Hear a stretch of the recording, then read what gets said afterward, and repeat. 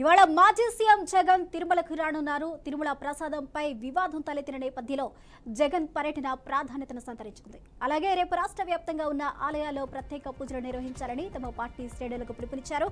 అయితే ఈ రోజు రాత్రి వరకు జగన్ తిరుమలకు చేరుకోనున్నారు. దీంతో తిరుపతిలో భద్రత కట్టుదిట్టం చేశారు. అలిపిరి వద్ద భారీగా పోలీసులు మోహరించారు.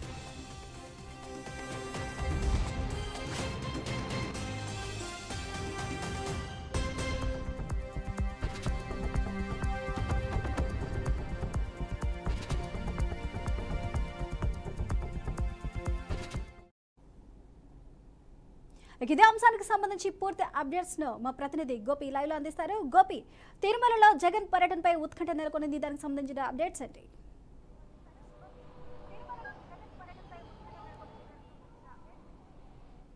స్వప్న మొత్తం మీద మరి కాసేపట్లో తిరుమలకి అంటే తిరుపతి విమానాశ్రయానికి చేరుకోబోతున్నారు వైసీపీ అధినేత జగన్మోహన్ రెడ్డి.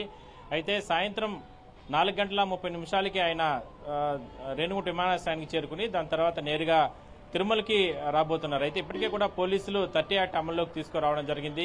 మరోవైపు అంటే ఇతర ప్రాంతాల నుంచి వచ్చేటటువంటి ఎవరైతే ఉంటారో వైసీపీకి సంబంధించిన నేతలు, కార్యకర్తలు, నాయకులు ఎవరు కూడా ఆయనకు ఘనంగా స్వాగతం పలికేందుకు రాకూడదంటూ కూడా ఇప్పటికే కూడా 30 యాక్ట్ అమల్లో ఉన్న నేపథ్యంలో పోలీసులు ఇప్పటికే కూడా హెచ్చరికలు జారీ చేయడం జరిగింది. మరోవైపు తిరుపతి విమానాశ్రయం వద్ద ఆయనకు ఘనంగా స్వాగతం పలికేందుకు ఆ పార్టీకి సంబంధించిన నేతలందరూ కూడా భారీగా ఫ్లెక్సీలు ఏర్పాటు చేయడం జరిగింది. ధర్మో రక్షతి రక్షితః అంటూ కూడా ఆయన ఫ్లెక్సీలు ఏర్పాటు చేసి ఆయన ఘన స్వాగతం పలికేందుకు కూడా ఏర్పాట్లు చేసుకుంటున్నారు.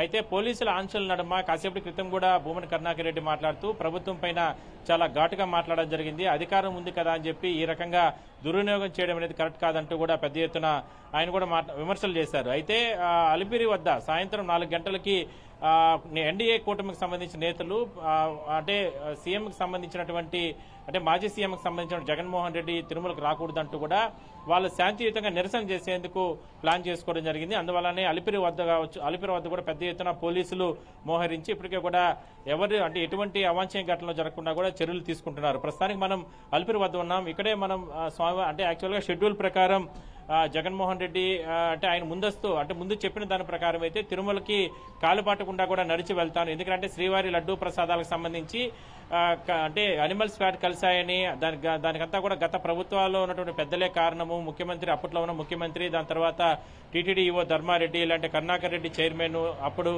దాని తర్వాత వైవి సుబ్బారెడ్డి వీళ్ళే ప్రధాన కారణం అంటూ కూడా రకరకాల ఎన్డీఏ కూటమి నేతలందరూ కూడా ఆరోపణలు చేస్తున్న తరుణంలో నేను శ్రీవారి భక్తుడిని, ఖచ్చితంగా గతంలో 4-5 సార్లు పాటు కూడా శ్రీవారికి పట్టు వస్త్రాలు బ్రహ్మోత్సవాల సందర్భంగా సమర్పించాను. అయితే ఇంత నిరాధారమైనటువంటి ఆరోపణలు చేశారు కాబట్టి నేను స్వామివారిని నడుచుకుంటూ వెళ్లి శ్రీవారిని దర్శనం చేసుకుంటానంటూ కూడా జగన్మోహన్ రెడ్డి ప్రకటన చేశారు. అయితే సెక్యూరిటీ రీజన్స్, మాజీ ముఖ్యమంత్రి భద్రతను కట్టుదిట్టం చేయాల్సినటువంటి అంశం ఉంది కాబట్టి పోలీసులు పర్మిషన్ ఇవ్వలేదు. అందువల్లనే ఇవాళ రేణుగుంట విమానాశ్రయానికి చేరుకుని దాని తర్వాత నేరుగా అక్కడి నుంచి కూడా తిరుమలకు వెళ్తారు. అయితే తిరుమలకు వెళ్లే సమయంలో దాదాపుగా రేణుగుంట నుంచి తిరుపతి అలిపిరి వరకు కూడా అంటే రోడ్డు మార్గాన్ని గుండానే వెళ్ళాలి. మరి ఆ రోడ్డు మార్గం కూడా దాదాపుగా 15 నుంచి 20 కిలోమీటర్ల ప్రయాణం ఉంటుంది. మార్గ మధ్యలో ఇప్పటికే స్వామీజీలు కొంతమంది, ఎన్డీఏ కూటమి నేతలు కొంతమంది రైట్. అయితే మార్గ మధ్యలో ఆయన కాన్వాయ్ని అడ్డుకోకుండా కూడా ఇప్పటికే కూడా పోలీసులు పూర్తి స్థాయిలో కూడా వాళ్ళ ఆధీనంలోకి తీసుకోవడం జరిగింది. ఒకవైపు ఒకటే చెప్తున్నారు, ఎక్కడ కూడా ఎటువంటి అవాంఛనీయ ఘటనలు లేకుండా ఆయన తిరుమలకు వెళ్ళాలి. అయితే తిరుమలకు వెళ్ళిన తర్వాత మాత్రం టీటీడీ అధికారులు ఎటువంటి అవాంఛనీయ ఘటనలు లేకుండా ఆయన తిరుమలకు వెళ్ళాలి. అయితే తిరుమలకు వెళ్ళిన తర్వాత మాత్రం టీటీడీ అధికారులు ఖచ్చితంగా జగన్మోహన్ రెడ్డిని వివరణ కోరతారు. ఖచ్చితంగా ఆలయం లోపలికి వెళ్లే సమయంలో వైకుంఠం వద్ద పూర్తి స్థాయిలో కూడా డిక్లరేషన్ తిరుమలకి అంటే స్వామి దర్శనానికి అనుమతి ఇచ్చే విధంగా ఏర్పాట్లు చేసుకుంటున్నారు. ఒకవేళ డిక్లరేషన్ మీద ఇక్కడ ఒకటే సమస్య, సంతకాలు పెట్టకపోతే మరి స్వామి దర్శనానికి అనుమతించరా అనేది ఒకటి ఉంది, నడుస్తుంది.